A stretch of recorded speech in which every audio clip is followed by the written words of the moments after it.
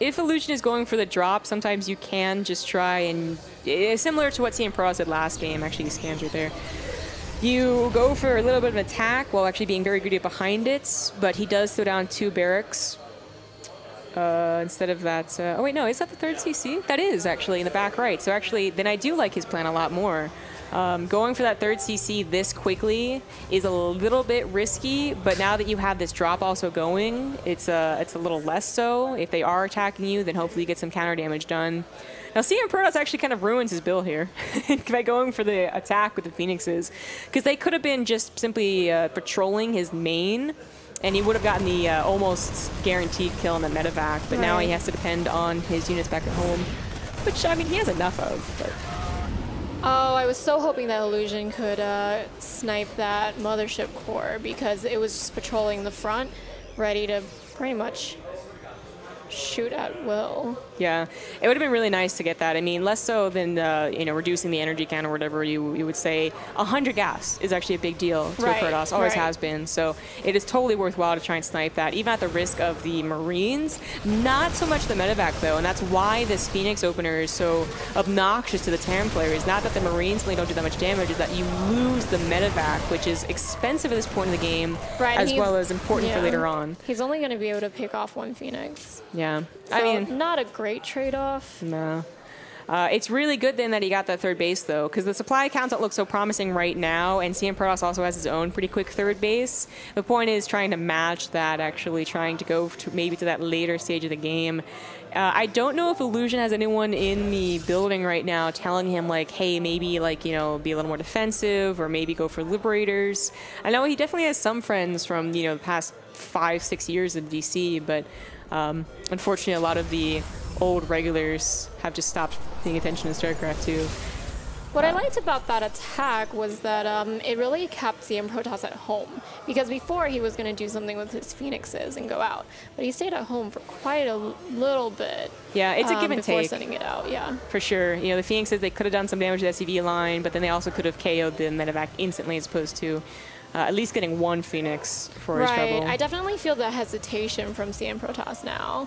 I feel like he's scouting for the next drop. Yeah.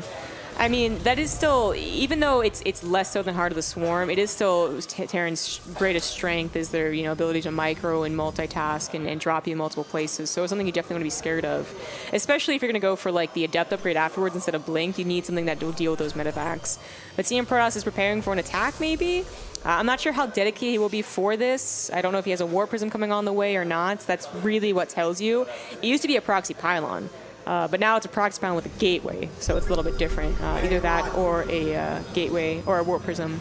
So that's a very slow warp in, but it is it's a warp in and it's proxied, so we can still attack off it, I guess. It's just a little slower.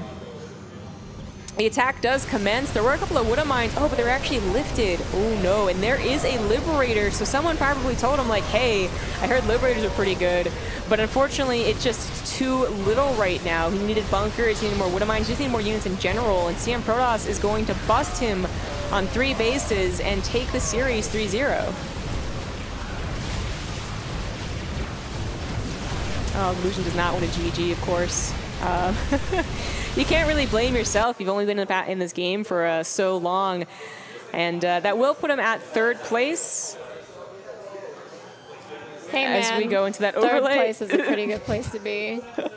The game is basically done, and we're not quite catching the tail end of it. But the last hurrah from Illusion's army does not do so well. The 3rd Command Center did go down.